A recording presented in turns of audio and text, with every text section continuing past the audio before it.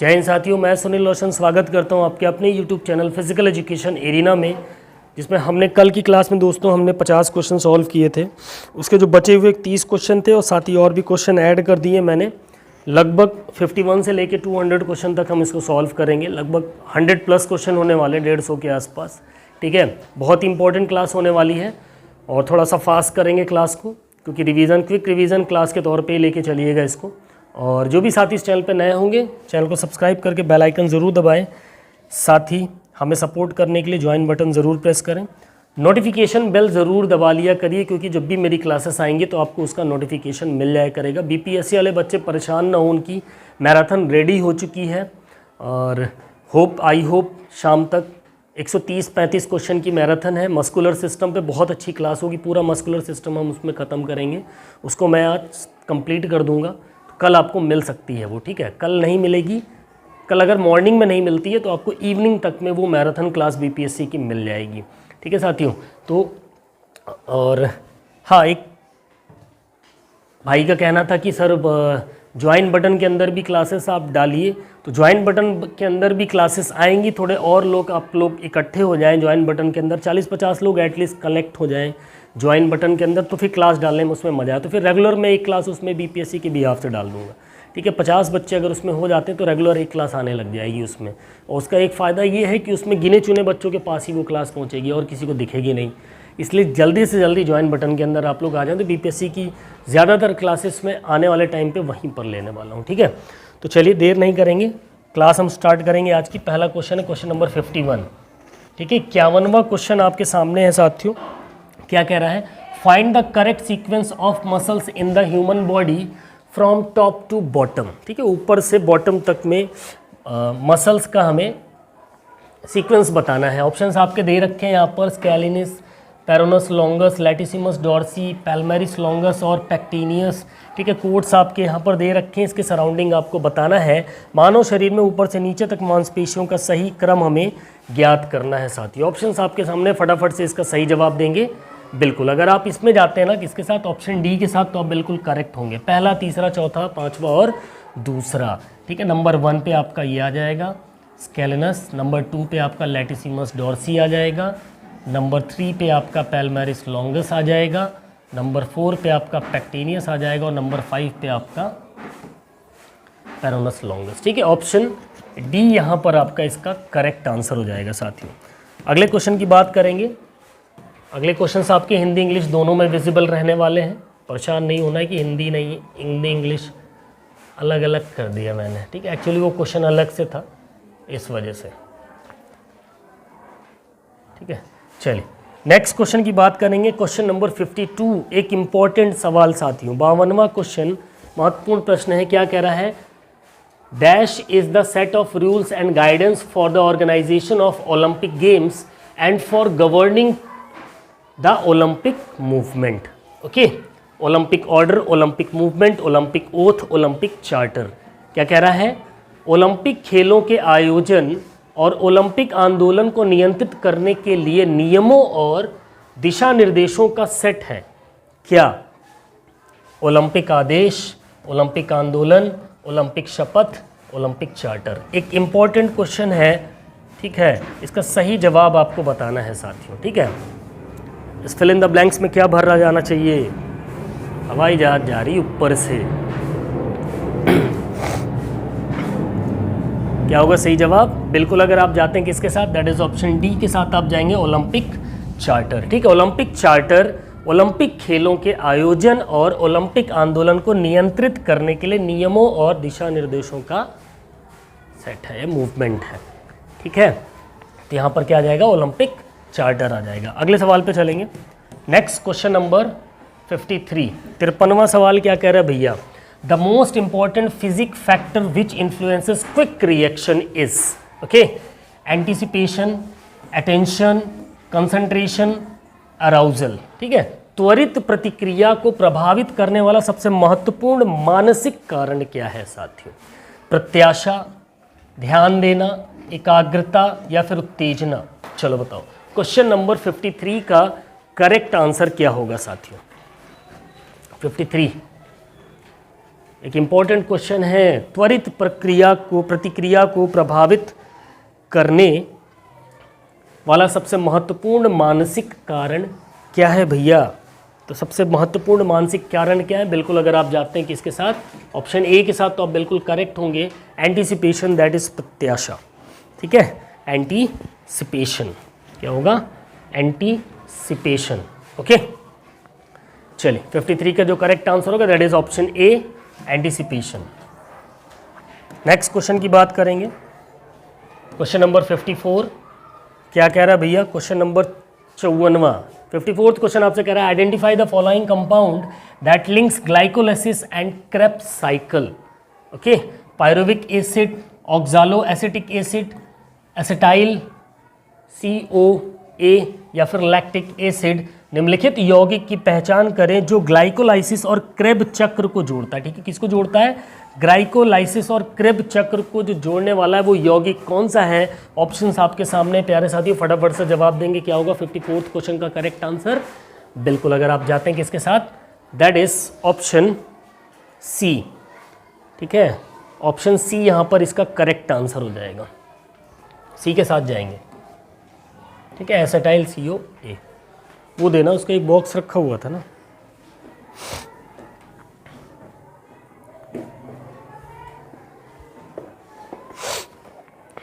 चल next question number 55, 55वां सवाल आपके सामने।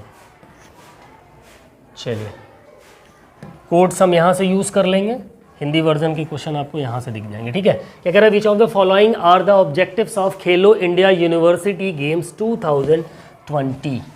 ठीक है, 2020 build the value of sports in the higher education sector, search for young talent and encourage them towards sports and games, creating a base for university sports directions, create culture of sports in the community and making physical education compulsory in universities। ठीक है, तो निम्नलिखित में से कौन सा खेलो India university games 2020 का उद्देश्य है साथियों? उच्च शिक्षा के क्षेत्र में खेलों का मूल्यांकन का निर्माण करना, द्वितीय युवा प्रतिभाओं की खोज करें और उन्हें खेल कूद के प्रति प्रोत्साहित करना, या फिर तीसरा है विश्वविद्यालय के खेल निर्देशकों के लिए आधार बनाना, समुदाय में खेल की संस्कृति बनाना, या फिर विश्वविद्यालयों में शारीरिक शिक्षा को अनिवार्य बनाना। एक इंपॉर्टेंट क्वेश्चन है, 55वें क्वेश्चन का सही जवाब क्या होगा? फटाफट से सभी के आंसर आने चाहिए। क्या होगा सही जवाब? बिल्कुल अगर आप जाते हैं ऑप्शन सी के साथ तो आप बिल्कुल करेक्ट होंगे, दैट इज पहला, दूसरा और चौथा। ठीक है, उच्च शिक्षा के क्षेत्र में खेलों के मूल्य का निर्माण करना, युवा प्रतिभाओं की खोज करना और उन्हें खेल कूद के प्रति प्रोत्साहन करना, और चौथा कहाँ गया? समुदाय में खेलों की संस्कृति को बनाना। ठीक है, पहला, दूसरा और चौथा, ऑप्शन सी यहाँ पर आपका करेक्ट आंसर हो जाएगा साथियों। नेक्स्ट क्वेश्चन पे चलेंगे, क्वेश्चन नंबर 56, 56वां प्रश्न। चलिए क्वेश्चन नंबर 6, अगेन कोड हम यहाँ से यूज करेंगे, हिंदी इंग्लिश आपके सामने। Which of the following are characteristics of recreation. ठीक है, रिक्रिएशन के कैरेक्टरिस्टिक्स कौन से हैं इसमें? ठीक है, ऑप्शंस आपके सामने यहाँ पर दिख रहे हैं। निम्नलिखित में से कौन सी मनोरंजन की विशेषताएं भैया? Recreation is a rigid, recreation must be voluntary, recreation is extremely wide and varied, recreation is an activity, and recreation and work are the same things. ठीक है, मनोरंजन स्वैच्छिक होना चाहिए, मनोरंजन अत्यंत व्यापक और विविध है, मनोरंजन एक गतिविधि है, मनोरंजन और काम एक ही चीज़ है। चलिए बताइए 56 का करेक्ट आंसर क्या होगा भैया? 56वें प्रश्न का जो सही जवाब होगा वो क्या होगा? बिल्कुल अगर आप जाएंगे ऑप्शन बी के साथ तो आप बिल्कुल करेक्ट है। ठीक है, दूसरा, तीसरा और चौथा, मनोरंजन स्वैच्छिक होना चाहिए, मनोरंजन अत्यंत व्यापक होना और विविध है, और मनोरंजन एक गतिविधि है। ठीक है, दूसरा, तीसरा और चौथा, ऑप्शन बी यहाँ पर आपका करेक्ट आंसर हो जाएगा साथियों। ठीक है, ऑप्शन बी यहाँ पर आपका करेक्ट आंसर हो जाएगा। ठीक है, चलो अगले सवाल पे चलेंगे। नेक्स्ट क्वेश्चन, क्वेश्चन नंबर 57, 57वां सवाल भैया, बहुत नाइंसाफ़ी है। क्या कह रहा है? Find the correct combination of causes of overload in sports training. ठीक है। खेल प्रशिक्षण में अतिभार के कारणों का सही संयोजन हमें ज्ञात करना है। जो स्पोर्ट्स ट्रेनिंग होती है, खेल प्रशिक्षण में जो अतिभार होता है उसके कारण का हमें सही संयोजन ज्ञात करना है। ठीक है। ऑप्शंस आपके हैं, बहुत कम तीव्रता वाला भार, बहुत कम मात्रा, वसूली पर ध्यान नहीं दिया जाता, भार में तेजी से वृद्धि। ठीक है। Too low intensity load very less volume recovery is ignored, rapid increase in load. चलो फटाफट से बताएंगे इसका जो करेक्ट आंसर होगा क्या होगा। क्या कह रहा है, correct combination of causes of overload in sports training, question number 57। Okay, अतिभार के कारणों का सही संयोजन क्या होगा इसका सही जवाब। बिल्कुल इसका जो करेक्ट आंसर होगा that is option D, none of this, उपरोक्त में से कोई भी नहीं। ठीक है, उपरोक्त में से कोई भी नहीं। नेक्स्ट क्वेश्चन चलेंगे, क्वेश्चन नंबर 58, 58वां क्वेश्चन। चलो एक important question, mechanism of contraction of striated muscles, actin and myosin filaments to be precise which overlap each other resulting in the shortening of the muscle fiber length is known as।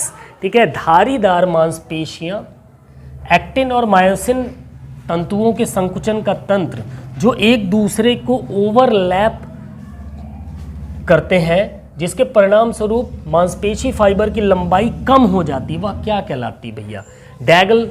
डॉगल्स theory कहलाती है, sliding filament theory कहलाती है, Darwin's theory कहलाती है, walk along the theory कहलाती है। ठीक है, चलो फटाफट से एक मोस्ट इंपॉर्टेंट क्वेश्चन है साथियों, इसका सही जवाब आपको बताना है। क्वेश्चन नंबर 58 का करेक्ट आंसर क्या होगा। बिल्कुल आपने पढ़ा होगा, स्लाइडिंग फिलामेंट थ्योरी ही होती है ये। ठीक है, sliding filament theory, option second इसका करेक्ट आंसर हो जाएगा। ठीक है, दूसरा वाला स्लाइडिंग फिलामेंट थ्योरी इसका सेकंड करेक्ट हो जाएगा। ठीक है, नेक्स्ट क्वेश्चन पे चलेंगे हम।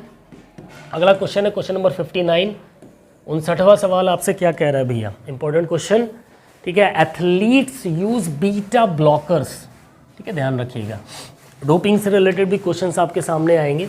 Athletes use beta blocker for the purpose of lower blood pressure, decrease heart rate, eliminate fluids from the tissues और ब्लॉक स्टिमुलेटरी रिस्पॉन्सेज एंड। ठीक है, इन कोड्स के हिसाब से आपको आंसर कलेक्ट करने हैं। एथलीट बीटा ब्लॉकर्स का उपयोग किस उद्देश्य से करते हैं भैया, निम्न रक्तचाप के लिए, हृदय गति को कम करने के लिए, उस ऊतकों से तरल पदार्थ हटाने के लिए, या फिर उत्तेजक प्रतिक्रिया को रोकने के लिए। तो 59th क्वेश्चन का करेक्ट आंसर क्या हो जाएगा भैया।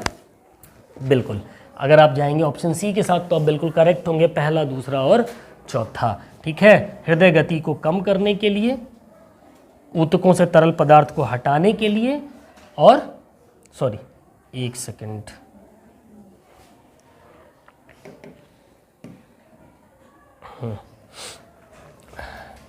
ऑप्शन सी यहां पर आपका करेक्ट होगा। निम्न ब्लड प्रेशर के लिए, हृदय की गति को कम करने के लिए, और साथ ही किसके लिए, उत्तेजक प्रतिक्रियाओं को रोकने के लिए एथलीट किसका यूज़ करते हैं भैया, बीटा ब्लॉकर्स का यूज़ करते हैं, बीटा ब्लॉकर्स का। ठीक है, ऑप्शन थर्ड यहाँ पर सी वाला सही हो जाएगा। नेक्स्ट क्वेश्चन की बात करेंगे, अगला सवाल है क्वेश्चन नंबर 60, 60वां प्रश्न। चलिए क्या कह रहा है, आइडेंटिफाई इलेक्ट्रोलाइट्स। हमें इलेक्ट्रोलाइट्स को पहचानना है, क्लोराइड, सोडियम, मैग्नीशियम, पोटेशियम। ठीक है, ऑप्शंस आपके सामने, फटाफट से बताएंगे 60वें प्रश्न का सही जवाब क्या होगा। सभी के आंसर आने चाहिए। क्या होगा 60th क्वेश्चन का, इलेक्ट्रोलाइट्स को आइडेंटिफाई करना है भैया। देखो क्लोराइड भी एक इलेक्ट्रोलाइट्स में आता है, सोडियम भी इलेक्ट्रोलाइट में आता है, मैग्नीशियम इलेक्ट्रोलाइट में नहीं आता है, पोटेशियम इलेक्ट्रोलाइट में आता है। पहला, दूसरा और चौथा, यानी कि ऑप्शन नंबर डी इसका करेक्ट आंसर हो जाएगा साथियों। ठीक है, नेक्स्ट क्वेश्चन पे चलेंगे। अगला सवाल है क्वेश्चन नंबर 61। चलो मैच द फॉलोइंग क्वेश्चंस हैं, मैच करना है हमको, इंग्लिश पे ही चलेंगे।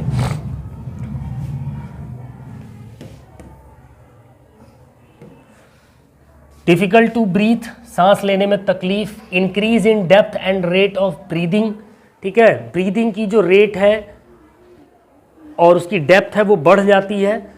लो CO content, excess of oxygen content. ठीक है, O कंटेंट,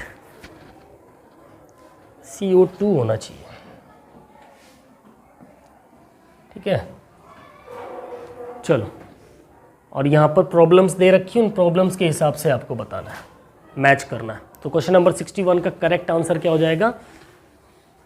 चलो, डिफ़िकल्ट टू ब्रीथ, सांस लेने में तकलीफ होगी तो आपको किससे प्रॉब्लम हो जाएगी भैया? एक सेकेंड,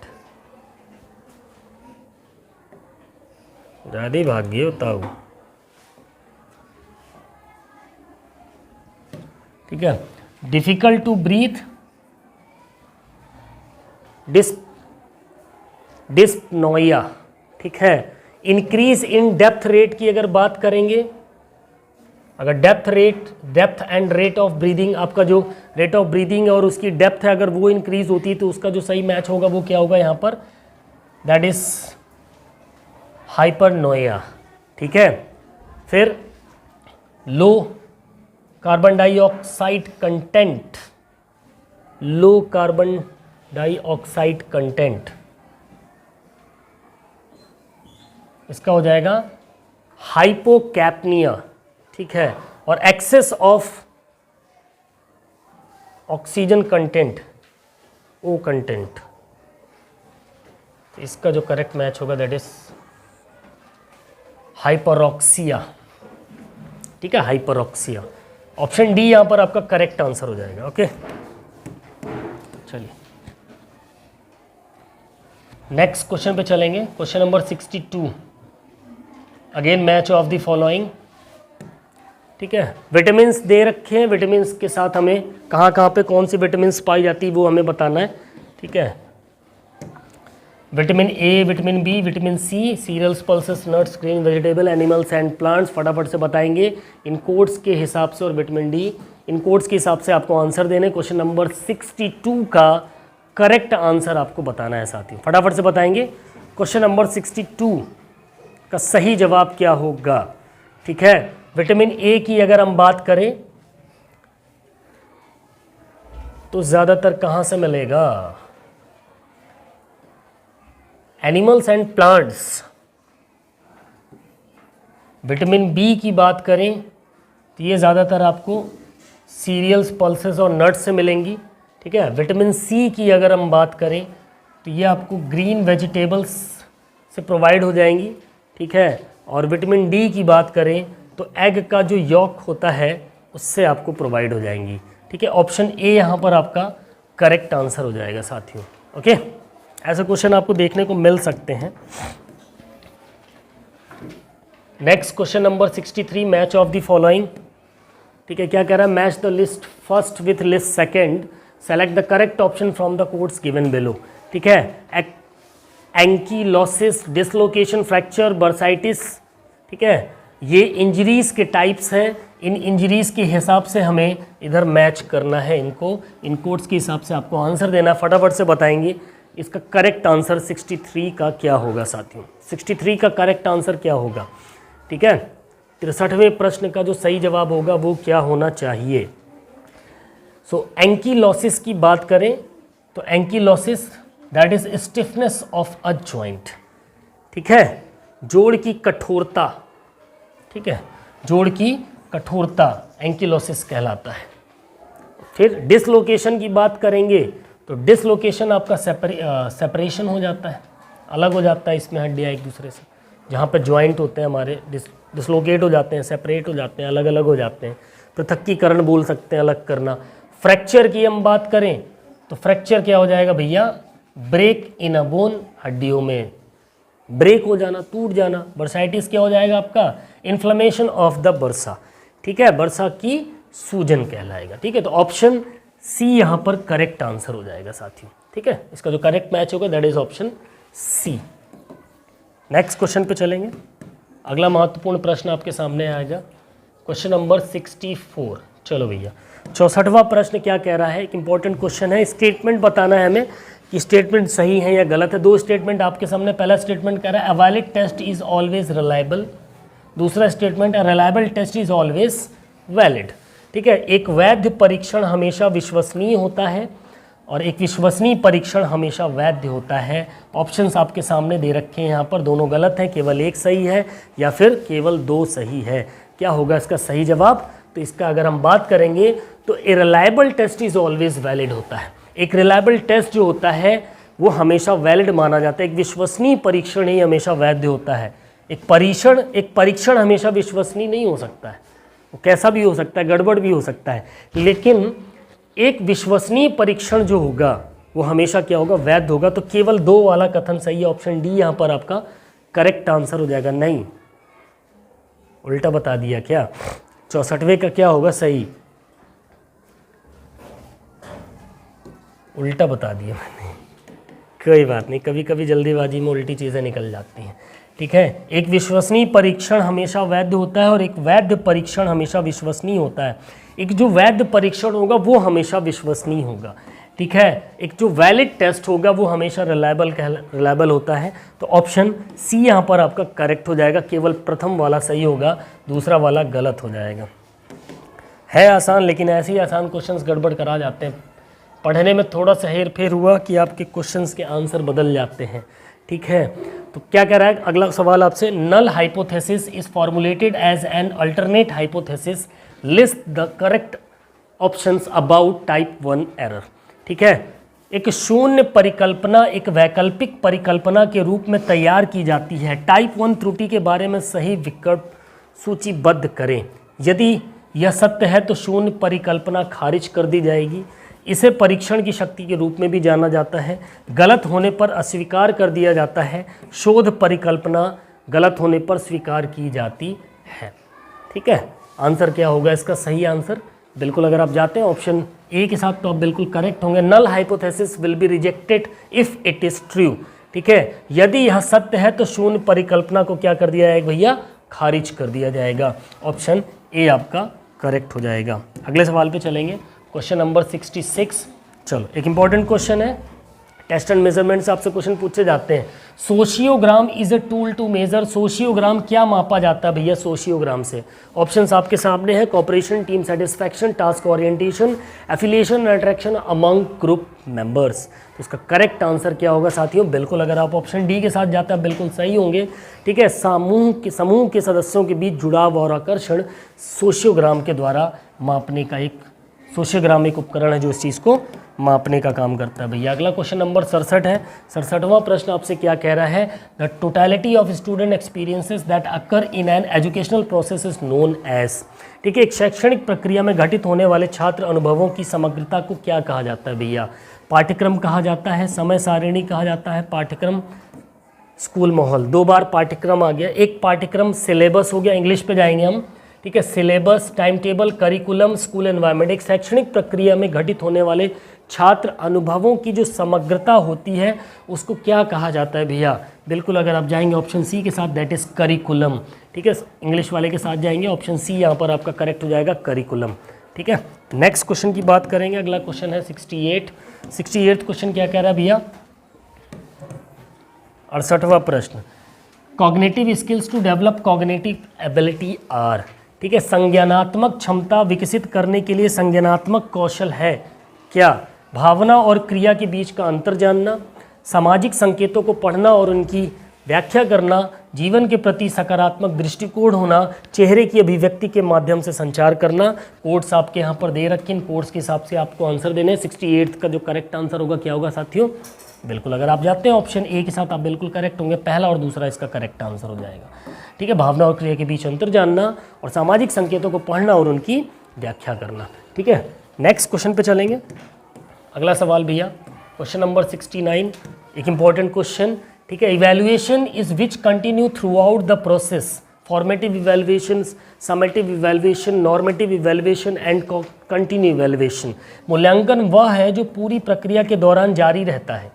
रचनात्मक मूल्यांकन, योगात्मक मूल्यांकन, मानक मूल्यांकन, मूल्यांकन जारी रखें। बताओ कौन सा मूल्यांकन की वह प्रक्रिया है जो पूरी प्रक्रिया के दौरान जारी रहती है। क्या होगा इसका सही जवाब 69 का, बिल्कुल अगर आप जाते हैं किसके साथ, ऑप्शन ए के साथ, तो आप बिल्कुल करेक्ट होंगे। रचनात्मक मूल्यांकन यानी कि फॉर्मेटिव मूल्यांकन वह है जो पूरी प्रक्रिया के दौरान क्या होता है, जारी रहता है, ठीक है। नेक्स्ट 70th क्वेश्चन एक इंपॉर्टेंट क्वेश्चन होने वाला है आपके लिए। क्या कह रहा है भैया, leadership is a behavioural process which focus on, ठीक है। नेतृत्व एक व्यवहारिक प्रक्रिया है जो अच्छे संबंध विकसित करने और बनाए रखने पर केंद्रित है।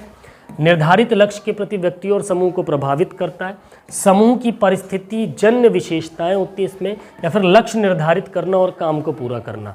फटाफट से क्या होगा इसका सही जवाब 70वें प्रश्न का, सभी के जवाब आने चाहिए बिल्कुल। अगर आप जाते हैं किसके साथ, that is option B, influencing individuals and group towards set goals. Okay, निर्धारित लक्ष्यों के प्रति व्यक्तियों और समूह को प्रभावित करना नेतृत्व की एक व्यवहारिक प्रक्रिया है। तो क्या करती भैया, एक निर्धारित लक्ष्यों के प्रति व्यक्तियों और समूह को प्रभावित करती है। ठीक है, नेक्स्ट क्वेश्चन नंबर 71, 71वां प्रश्न। चलो क्या कह रहा है, the red muscle fibre contains, एक इंपॉर्टेंट क्वेश्चन है। ठीक है, लाल मांसपेशियों के फाइबर में क्या होता है, उच्च सामग्री होती है ग्लाइकोजन, उच्च मायोग्लोबिन सामग्री, एरोबिक कार्य के लिए बेहतर, अवायवी कार्य के लिए बेहतर। इंग्लिश देख लेते हैं, high content of glycogen, higher myoglobin content, better for aerobic work, better for anaerobic work. ठीक है, तो रेड मसल फाइबर क्या कंटेन करता है भैया, इसमें से क्या होगा इसका सही जवाब, बिल्कुल अगर आप जाएंगे किसके साथ, दूसरे और तीसरे के साथ, यानी ऑप्शन थर्ड यहाँ पर आपका करेक्ट होगा। हायर मायोग्लोबिन कंटेंट और एरोबिक वर्क के लिए बहुत ही बेस्ट या बेटर मानी जाती है जो रेड मसल फाइबर्स होती हैं। ठीक है, ऑप्शन सी यहाँ पर आपका करेक्ट आंसर हो जाएगा। नेक्स्ट क्वेश्चन पे चलेंगे, अगला क्वेश्चन नंबर 72, 72वां प्रश्न क्या कह रहा है भैया, इन high altitude a jumper will have, important question, ऐसे सवाल आपको देखने को मिलेंगे। ठीक है, क्या कह रहा है, अधिक ऊंचाई में जो जंपर होता है, जो जंप एक्टिविटी के पार्टिसिपेट होते हैं, उनके लिए क्या होता है, कम वायु घर्षण और अधिक शरीर का वजन हो जाएगा।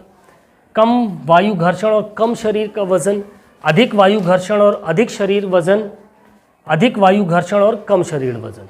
बताओ फटाफट से, क्वेश्चन नंबर 72 का करेक्ट आंसर क्या हो जाएगा भैया, बिल्कुल अगर आप जाते हैं ऑप्शन डी के साथ आप बिल्कुल करेक्ट होंगे, मोर air friction and lesser body weight. ठीक है, अधिक ऊंचाई जाने पर जंपर का क्या होगा, उसका अधिक वायु घर्षण होगा और शरीर का वजन क्या हो जाएगा भैया, कम हो जाएगा। ठीक है, ऑप्शन डी यहाँ पर आपका करेक्ट हो जाएगा। अगले सवाल पे चलेंगे, नेक्स्ट क्वेश्चन नंबर 73, 73वां प्रश्न क्या कह रहा है भैया, determine the sequence of events following muscular contraction using the codes given below. ठीक है, नीचे दिए गए कोड का उपयोग करके मांसपेशियों के संकुचन के बारे में के बाद की घटनाओं का क्रम निर्धारित करना है। जब मांसपेशियों के संकुचन हो जाता है तो उसके बाद क्या प्रोसेस होती है वो हमें सीक्वेंस वाइज लगाना है। ठीक है, कोड्स आपके ये दे रखे हैं, ऑप्शंस आपके सामने हैं, फटाफट से बताएंगे क्या होगा इसका सही जवाब। ठीक है, तो नंबर 1 की अगर हम बात करेंगे तो पहले नंबर पे क्या हो जाएगा, रिलीज कैल्शियम आयंस। जब मसल में कॉन्ट्रैक्शन हो जाता है तो उसके बाद कैल्शियम आयंस रिलीज होते हैं, देन उसके बाद ब्रेक डाउन एटीपी में ब्रेक डाउन हो जाते हैं। ठीक है, फिर इसके बाद coupling of actin and myosin filaments. Okay, फिर इसके बाद एक सेकेंड,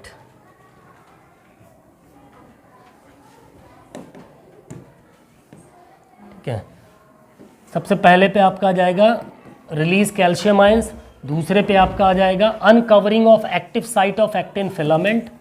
ठीक है, और तीसरे पे आपका आ जाएगा साथियों coupling of actin and myosin filaments. चौथे नंबर पे इसके बाद की जो प्रक्रिया होगी वो आपकी आ जाएगी कौन सी, ब्रेक डाउन एटीपी, और पाँचवें नंबर पे हो जाएगा डिक्रीज डिस्टेंस, ये हो जाएगा पाँचवा। ठीक है, सो इसका जो करेक्ट आंसर होगा that is option B is the correct answer. Okay, ध्यान रखिएगा। नेक्स्ट क्वेश्चन नंबर 74, 74वां प्रश्न क्या कह रहा है भैया, according to sliding filament theory calcium stores in, एक इंपॉर्टेंट क्वेश्चन है, स्लाइडिंग फिलामेंट थ्योरी के अनुसार कैल्शियम संग्रहित होता है कहाँ, कैस में, एंडोप्लाज्मिक रेटिकुलम में, सार्कोप्लाज्मिक रेटिकुलम में, सेल मेम्ब्रेन में, या फिर माइटोकॉन्ड्रिया में। चलो बताओ फटाफट से, क्वेश्चन नंबर 74 का सही जवाब क्या होगा, क्वेश्चन नंबर 74 का करेक्ट आंसर क्या होगा भैया, 74 का correct answer endoplasmic reticulum, sarcoplasmic reticulum, क्या होगा, ऑप्शन बी इसका करेक्ट आंसर हो जाएगा, दैट इज सार्कोप्लाज्मिक रेटिकुलम। ठीक है, बी सही होगा।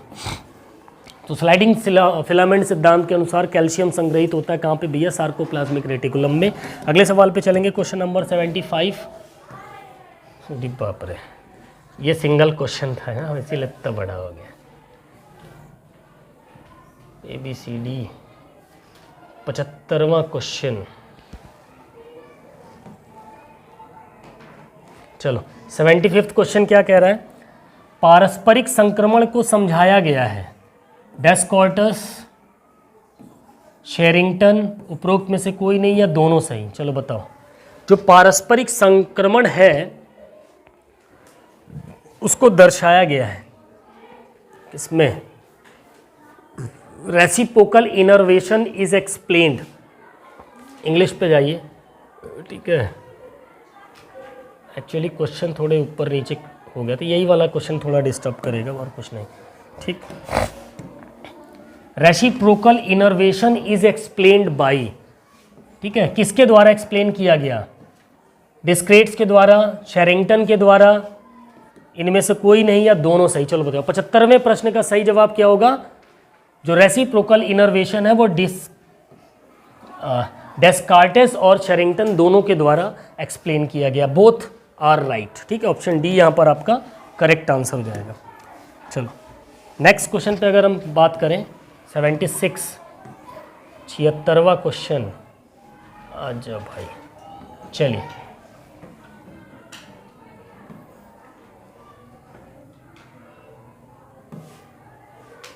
क्वेश्चन नंबर 76 क्या कह रहा है? Russell Lange volleyball test had following test items. जो रसल लॉन्च वॉलीबॉल टेस्ट है उसमें निम्नलिखित परीक्षण आइटम थे, कौन कौन से?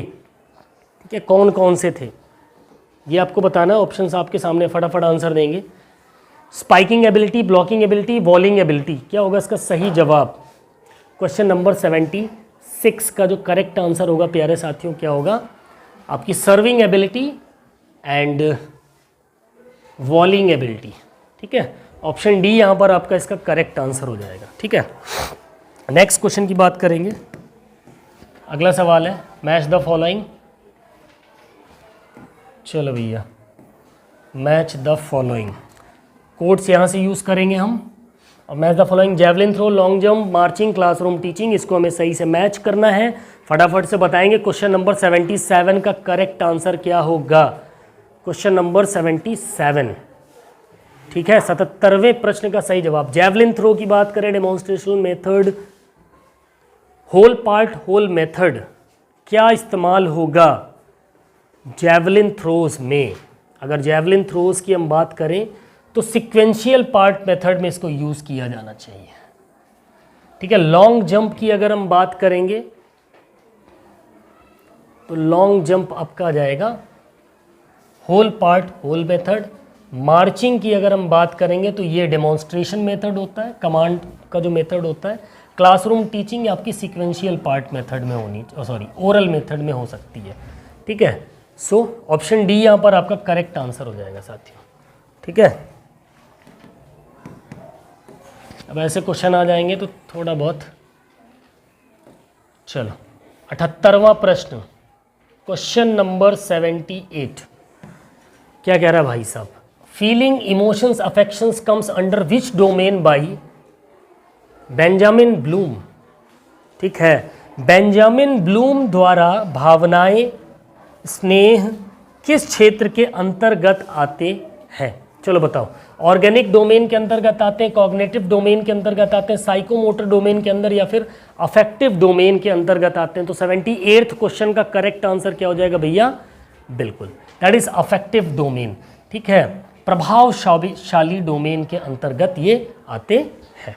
नेक्स्ट क्वेश्चन की बात करेंगे। अगला सवाल है क्वेश्चन नंबर 79। 79th क्वेश्चन क्या कह रहा है? चलो 79th, para Olympics 2024 going to be held in, या 2024 का जो पैरा ओलंपिक हुआ वो कहाँ पर हुआ साथियों? अब की बार 2024 का जो पैरा ओलंपिक हुआ था वो कहाँ आयोजित हुआ था? कहाँ आयोजित हुआ था? दक्षिण कोरिया, न्यूयॉर्क, पेरिस या फिर टोक्यो? चलो फटाफट से बताएंगे।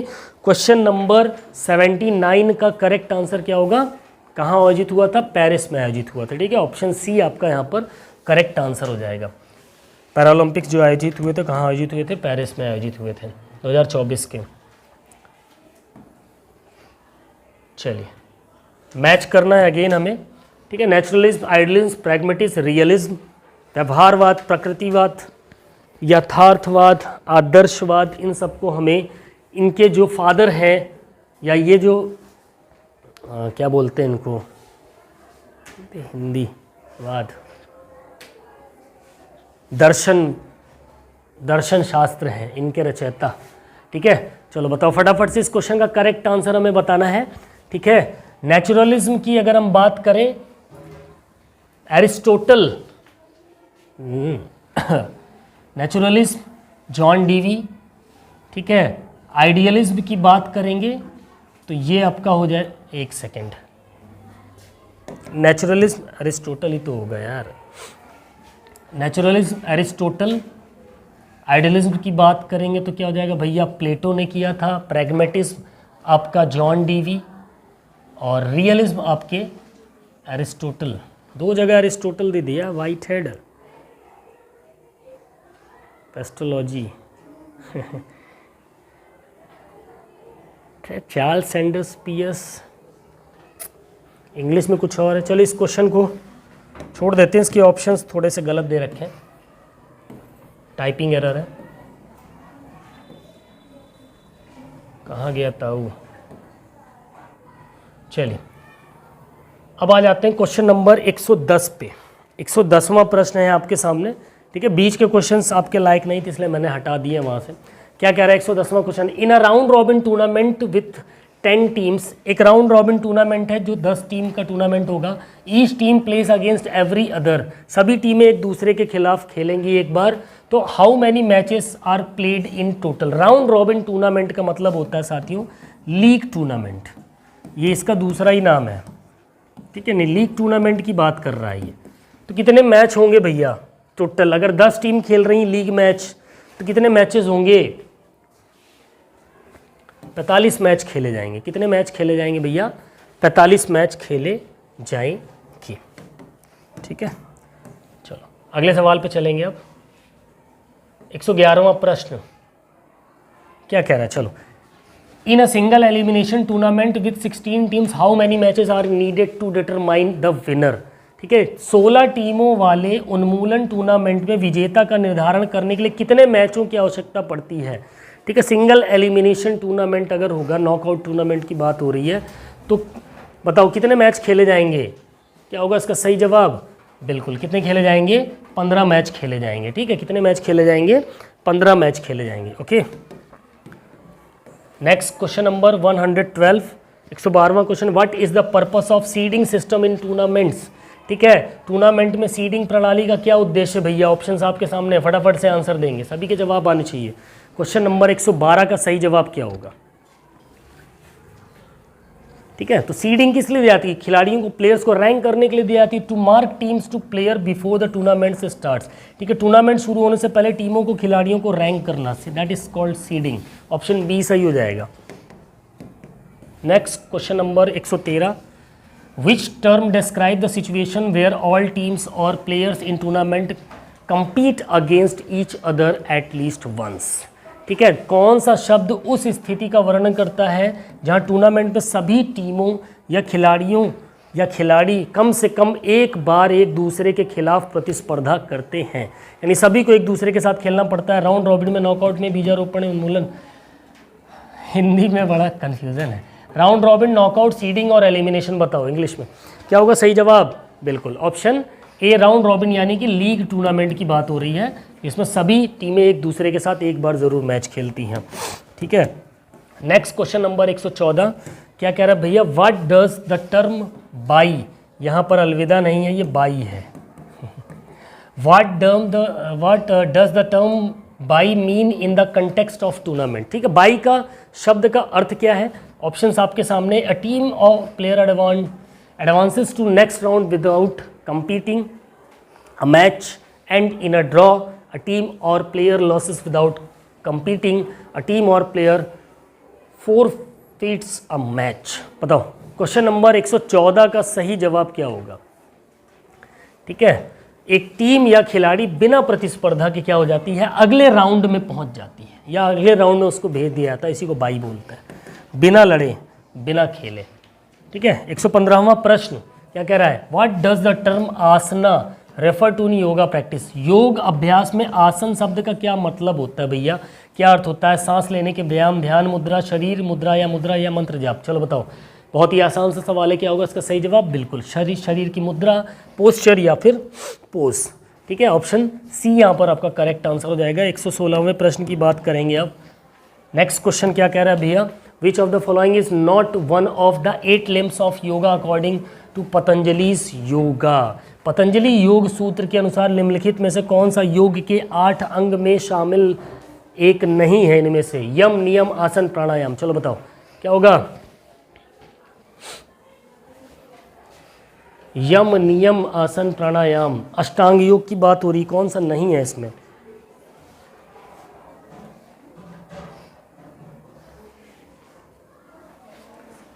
यम, नियम, आसन कौन कौन से होते हैं?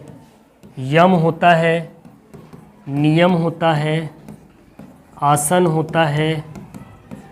यम, नियम, आसन, ध्यान, प्रत्याहार, धारण, 1 2 3 4 5 6। यम, नियम, आसन, ध्यान, प्रत्याहार, धारण, फिर एक तो वो होता है आपका आसन हो गया, आसन तो हो गया ना। तो यम, नियम, यम है, नियम है, आसन तो दे ही रखा, तो प्राणायाम नहीं होगा भैया। ऑप्शन डी यहाँ पर आपका करेक्ट हो जाएगा। ठीक है, धारण, ध्यान, समाधि। एक तो समाधि होती है इसमें, एक नहीं याद आ रहा है। 8 में कौन कौन सा होता है? 1 2 3 4 5 6 7। अब आप कमेंट करके बताइएगा 8वां कौन सा है। चलो 117वां क्वेश्चन क्या कह रहा है? योग में सफाई प्रथाओं के लिए शब्द क्या है जिसमें नाक की सफाई भी शामिल होती है? मुद्राएं, बंधास, क्रिया या फिर ध्यान? चलो बताओ, क्वेश्चन नंबर 117 का क्या होगा सही आंसर? बिल्कुल, नाक की सफाई किस में शामिल होती है भैया? क्रिया में शामिल होती है। ठीक है, ऑप्शन सी यहाँ पर आपका करेक्ट आंसर हो जाएगा। नेक्स्ट क्वेश्चन की बात करेंगे 118। Which of the following is a type of yoga that involves physical postures combined with breathing exercise and meditation? निम्नलिखित में से कौन सा एक प्रकार का योग है जिसमें सांस लेने के व्यायाम और ध्यान के साथ शारीरिक मुद्राएं भी शामिल होती हैं? भक्ति योग, कर्म योग, हठ योग या ज्ञान योग? चलो बताओ, 118वें प्रश्न का सही जवाब क्या होगा? क्या कहलाएगा? सांस लेने के व्यायाम के साथ साथ ध्यान और शारीरिक मुद्राएं किस में शामिल होती हैं भैया? हठ योग में शामिल होती हैं। तीसरा यानी कि सी इसका करेक्ट आंसर हो जाएगा। ठीक है, नेक्स्ट क्वेश्चन है क्वेश्चन नंबर 119। क्या कह रहा है? कौन सा चक्र रचनात्मकता, कामुकता और भावनात्मक संतुलन से जुड़ा है और पेट के निचले हिस्से में स्थित है? सोलर प्लेक्सस चक्र, त्रिक चक्र, गला चक्र, मूलाधार चक्र? चलो बताओ क्या होगा 119 का करेक्ट आंसर? कौन सा चक्र जुड़ा है भैया? त्रिक चक्र निचले हिस्से में स्थित है। ठीक है, त्रिक चक्र, सैक्रल चक्र, त्रिक चक्र। नेक्स्ट क्वेश्चन नंबर 120 क्या कह रहा है?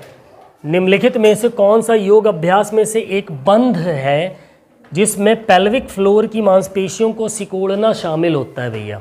ठीक है, जालंधर बंध, मूल बंध, हस्त मुद्रा या फिर प्राण बंध? बताओ 120वें का सही जवाब क्या होगा? कौन सा बंध है? ऑप्शन बी के साथ आप जाते हैं, बिल्कुल करेक्ट होंगे, दैट इज मूल बंध। ओके, नेक्स्ट क्वेश्चन की बात करेंगे।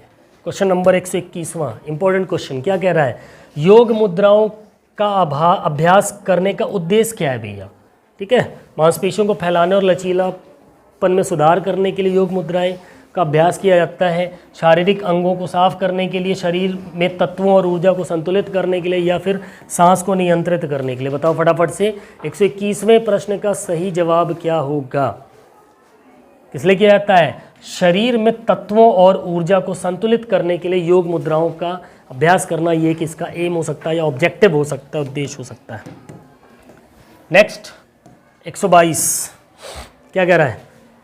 किस शुद्धि क्रिया में गुनगुना पानी पीकर पेट और ऊपरी पाचन तंत्र को साफ करना और फिर उल्टी कराना शामिल होता है? ठीक है, कपालभाति में, त्राटक में, वामन धोती में या फिर नौली में? चलो बताओ 122वें प्रश्न का सही जवाब क्या होगा भैया? ठीक है, क्या होगा सही जवाब? वामन धोती। ठीक है, 122वें का जो करेक्ट आंसर होगा that is option C, option C. ठीक है, vaman dhauti. Next question number 123, 123वां प्रश्न। ठीक है, 123वें प्रश्न की बात करेंगे। किस शुद्धि क्रिया में गुदा के माध्यम, अबे भाई काहे सरकत है, गुदा के माध्यम से बृहदांत्र में पानी खींचकर पाचन तंत्र को साफ करना शामिल है? Which shuddhi kriya involves cleansing the digestive tract by drawing water into the colon through the anus? Basti, neti, kapalbhati या फिर त्राटक? 123वें का करेक्ट आंसर क्या होगा? बिल्कुल दैट इज ऑप्शन ए, बस्ती। ठीक है, बस्ती। क्वेश्चन नंबर 24, 124वां प्रश्न। किस प्राणायाम तकनीक को वैकल्पिक नासिका श्वास के रूप में भी जाना जाता है? भस्त्रिका, कपालभाति, नाड़ी शोधन या सीताली? बताओ क्या होगा सही जवाब? बिल्कुल, अगर आप जाते हैं किसके साथ? ऑप्शन सी, नाड़ी शोधन के साथ, तो वैकल्पिक नासिका श्वास के रूप में इसे जाना जाता है। अगले सवाल पे चलेंगे। 125 क्या कह रहा है भैया? किस प्राणायाम तकनीक में जीभ को मोड़कर मुंह से सांस लेना और नाक से सांस छोड़ना शामिल होता है? कपालभाति का, भस्त्रिका, सीताली या अनुलोम विलोम? बताओ 125वें का सही जवाब क्या होगा? बिल्कुल दैट इज सीताली। इसमें जीभ को मोड़कर मुंह से सांस लेना और नाक से छोड़ना शामिल होता है, सीताली प्राणायाम। नेक्स्ट 127, एक सेकेंड, 126,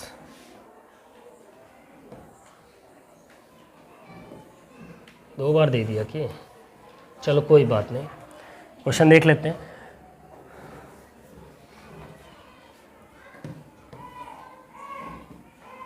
हम्म